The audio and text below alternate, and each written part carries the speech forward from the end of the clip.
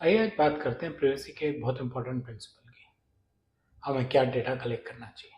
कहना आसान है कि जो चाहिए वो कलेक्ट करना चाहिए, लेकिन कलेक्ट करते वक्त लोग बहुत ज़्यादा डेटा कलेक्ट कर लेते हैं, इसलिए ध्यान से कलेक्ट करना चाहिए। मेरे यूट्यूब चैनल में आपका स्वागत है, जिसपे आप रोज डेटा प्राइवेसी पे नया कंटेंट देखते हैं। और जैसा कि मैंने कहा, आज हम बात करेंगे कम से कम डेटा कलेक्ट करना चाहिए, सिर्फ उतना जितना चाहिए, जिसे हम प्राइवेसी प्रिंसिपल्स में डेटा मिनिमाइजेशन कहते हैं। मतलब क्या है इसका मतलब ये है कि आपको जब डेटा कलेक्ट करना है या बाद में रिटर्न भी करना है, तो आपको सिर्फ अपने पर्पस, अपने काम के हिसाब से मिनिमम पॉसिबल डेटा कलेक्ट करना है। एक्स्ट्रा डेटा मत कलेक्ट कीजिए, आपको नहीं चाहिए। आपको कल को जरूरत पड़ सकती है, अगर ये प्रिंसिपल आपसे खुश है और आपसे दोबारा डेटा मांगेंगे, आपको डेटा दे, ठीक। तो आप सिर्फ उतना डेटा कलेक्ट कीजिए जितना आपको यूज करना है, जितना आपको रिटेन करना है। रिटेन भी उतना ही करेंगे जितना आपको यूज करना है। Minimum possible data. Data minimization का प्रिंसिपल पर्पस लिमिटेशन के साथ बहुत बढ़िया काम करता है। क्या लिंक है? पर्पस डिफाइन कीजिए, डिफाइन पर्पस से डिसाइड होगा कि क्या डेटा चाहिए, सिर्फ वो डेटा कलेक्ट कीजिए। बस इसके 3-4 उदाहरण हम आगे चल के डिस्कस भी करने वाले हैं इस वीडियो में। वीडियो के साथ बने रहिए। ये इंपॉर्टेंट क्यों है? इसलिए इंपॉर्टेंट है कि जो डेटा मुझे चाहिए ही नहीं, वो मैंने कलेक्ट कर लिया और ब्रीच हो गया। मुझे फायदा तो कुछ नहीं हुआ, मैंने अपना नुकसान खुद कर लिया। अगर प्रिंसिपल को डेटा कलेक्ट करने का पर्पस ठीक से पता होगा, ठीक से समझ आ रहा होगा, तो वो खुशी खुशी डेटा देगा। अगर वो नहीं होगा तो उसको भी दिक्कत आएगी, वो भी सोचेगा कि क्यों डेटा था। और हो सकता है वो अंडर कंपल्जन, क्योंकि उसको पर्पस जो है ओवरऑल, कहते हैं ना ओवरऑल ऑब्जेक्टिव ठीक है तो कोई बात नहीं, रिस्क ले लो। बट आप तो एज अ बिजनेस ओनर ऐसे रिस्क नहीं ले सकते कि ऑब्जेक्टिव ठीक है तो फालतू डेटा कलेक्ट कर लो। लीगल कंप्लायंस भी ये कहती है, हर एक रेगुलेटर का ये कहना है कि आप सिर्फ उतना डेटा कलेक्ट कीजिए जितना आपको उस पर्पस के लिए चाहिए।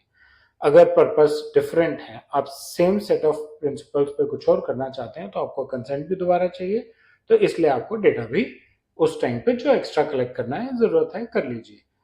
कम डेटा कलेक्ट करेंगे, कम डेटा प्रोसेस करेंगे, स्टोरेज लिमिटेशन का प्रिंसिपल फॉलो करेंगे, ऑपरेशनल एफिशिएंसी बढ़ जाएगी, एक्यूरेसी बढ़ जाएगी, और आप पर्पस लिमिटेशन और स्टोरेज लिमिटेशन के प्रिंसिपल्स को अध्ययन कर पाएंगे। अ प्रॉपर पर्पस और प्रॉपर मिनिमम पॉसिबल स्टोरेज या एग्जैक्ट पर्पस और मिनिमम स्टोरेज के हिसाब से काम कर पाएंगे। ये कहाँ अप्लाई करना चाहिए? आपने पर्पस डिफाइन कर लिया, पर्पस डिफाइन करने के बाद आपने एक डिजिटाइज फॉर्म दे दिया डेटा कलेक्ट करने के लिए। बस ये फॉर्म बनाते हुए ध्यान रखिए कि आप इसमें सिर्फ वो फील्ड डाल रहे हैं जो चाहिए, एक्स्ट्रा फील्ड्स नहीं डाल रहे हैं, कोई फालतू चीज नहीं डाल रहे हैं। जब एक कैंडिडेट, एक उदाहरण है, एक कैंडिडेट जॉब के लिए अप्लाई करता है, आपको क्या चाहिए? आपको उसका नाम चाहिए, पता चाहिए, फोन नंबर चाहिए, एजुकेशनल क्वालिफिकेशन चाहिए, वर्किंग एक्सपीरियंस चाहिए। आपको उसका आधार, पैन और बैंकिंग इन्फॉर्मेशन अभी नहीं चाहिए। मत कलेक्ट कीजिए। क्यों क्यों कलेक्ट कर रहे हैं? हो सकता है आप उसको इंटरव्यू के लिए ना बुलाएं, हो सकता है इंटरव्यू के लिए बुलाएं और रिजेक्ट हो जाए, या आपकी तरफ से आप एक्सेप्ट हो जाए लेकिन वो ज्वाइन करने से मना कर दे। तो आपको इस इंफॉर्मेशन का क्या करना है? और वो भी सोचेगा, यार इंटरव्यू देने के लिए पैन कार्ड चाहिए, मैं तो आईटी का आदमी हूँ, मैं कोई फाइनेंस का आदमी थोड़ी हूँ कि मेरा पैन कार्ड चाहिए। ऐसे एक सेल्स का प्रोसेस है, मेरे पास 1000 कस्टमर्स की डेटाबेस है, प्रोस्पेक्ट्स की डेटाबेस है। मैं उनको फ़ोन करता हूँ, उनको ईमेल लिखता हूँ, मुझे उनका सिर्फ फ़ोन नंबर और ईमेल चाहिए और कुछ नहीं चाहिए। ठीक है, सोशल मीडिया अकाउंट भी आप ले सकते हैं, लेकिन मुझे उनके घर का एड्रेस नहीं चाहिए। घर का एड्रेस कब चाहिए, या ऑफिस का एड्रेस कब चाहिए? जब मैं उनके यहाँ इक्विपमेंट डिलीवर करने जाऊँगा। मुझे बैंकिंग इन्फॉर्मेशन कब चाहिए? जब मैं उनके यहाँ से पेमेंट लेने जाऊँगा, जब मैं नेक्स्ट ईयर रिन्यूअल कराने जाऊँगा सपोर्ट का। फेस पैनल में कलेक्ट कीजिए। 1000 में से आपको शायद सिर्फ 100 लोगों के एड्रेस की जरूरत पड़े, क्योंकि 1000 की 1000 डेटाबेस तो बहुत कम चांसेस हैं कि सब लोग खरीदेंगे। कितनी स्टोरेज बचा ली आपने, कितना ऑप्टिमाइज कर लिया अपने काम को आपने। रिटेंशन पीरियड डिफाइन कीजिए कि आप किसी पर्टिकुलर टाइप का डेटा जो कलेक्ट करेंगे कब तक रखेंगे अपने पास। टीपीटीपी एक्ट ई कॉमर्स कंपनीज के लिए कह रहा है 3 साल के लिए, लास्ट ऑर्डर के बाद 3 साल के लिए, है ना।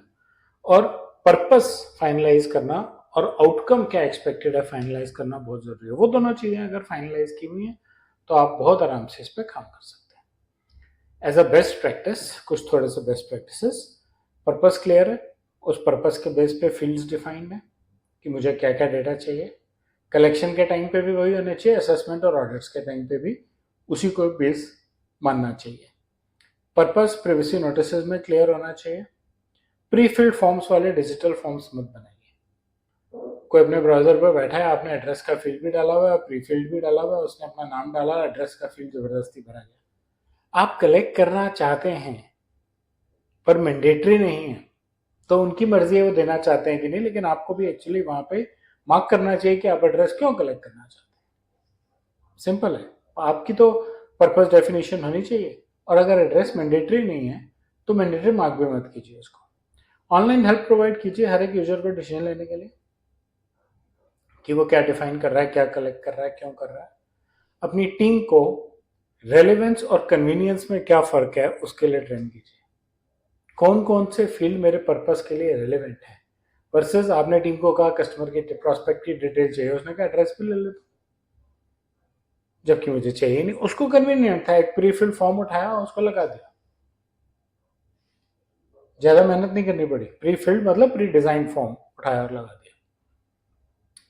लेकिन रेलेवेंस नहीं है एड्रेस की तो उसको फॉर्म रीडिजाइन करना चाहिए, या एटलीस्ट अगर फिर भी आप ये चांस लेना चाहते हैं कि आप बिना जरूरत के एड्रेस ले लें, एक्चुअली प्राइवेसी प्रिंसिपल में आपको नहीं करना चाहिए, लेकिन एटलीस्ट उस एड्रेस फील्ड को मैंडेटरी तो मत रखिए।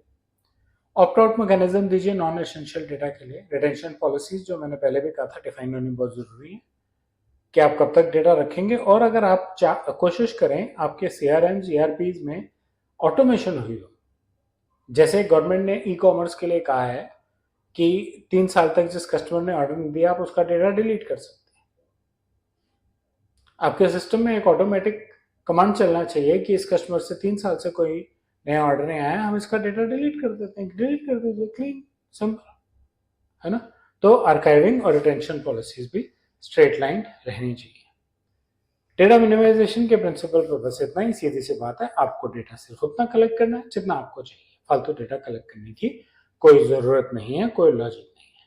मुझे उम्मीद है आपको ये कंटेंट अच्छा लगा होगा। बेल और लाइक आइकन दबाएं, मेरे चैनल को सब्सक्राइब करें और अपना फीडबैक कमेंट सेक्शन में शेयर करें। धन्यवाद।